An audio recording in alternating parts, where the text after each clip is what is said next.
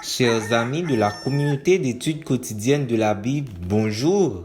Quel plaisir de vous saluer en ce 20 mars 2024 pour continuer à partager avec vous la méditation quotidienne pour adultes tirée du livre Dieu est ainsi, portrait de la grâce et de l'amour divin écrit par Roberto Herrera.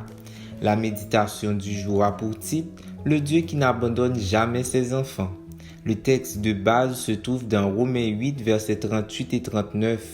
Car je suis persuadé que ni la mort, ni la vie, ni les anges, ni les dominations, ni le présent, ni l'avenir, ni les puissances, ni les êtres d'en haut, ni ceux d'en bas, ni aucune autre créature ne pourra nous séparer de l'amour de Dieu en Christ Jésus notre Seigneur. Voici une description bien complète de l'amour de Dieu. Rien ne peut faire qu'il cesse de nous aimer.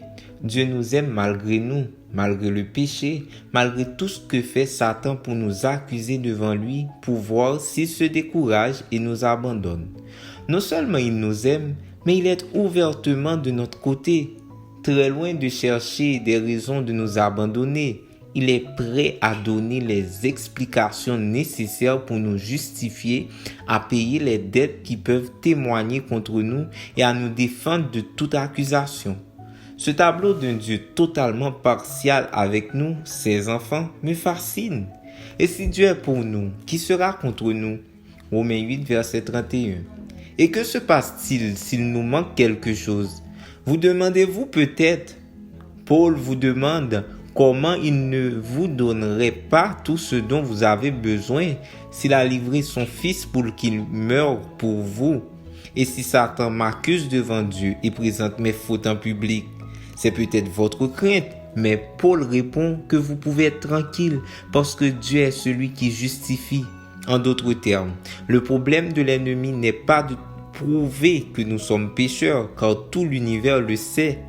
Ce qu'il doit prouver, c'est que nous ne sommes pas suffisamment méritants ou que Dieu n'est pas assez juste pour nous traiter comme si nous étions justes. Et si l'ennemi veut demander que s'accomplisse la loi et que je sois condamné, c'est peut-être un autre de vos doutes, mais Paul le dissipe puisque le Christ est déjà mort pour nous en payant cette dette de la loi et qu'il est maintenant à la droite du Père, veillant à ce que sa victoire vous soit imputée.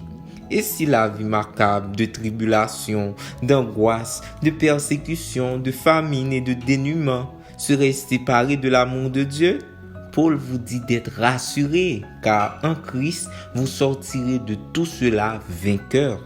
Êtes-vous comme Paul, sûr de tout cela?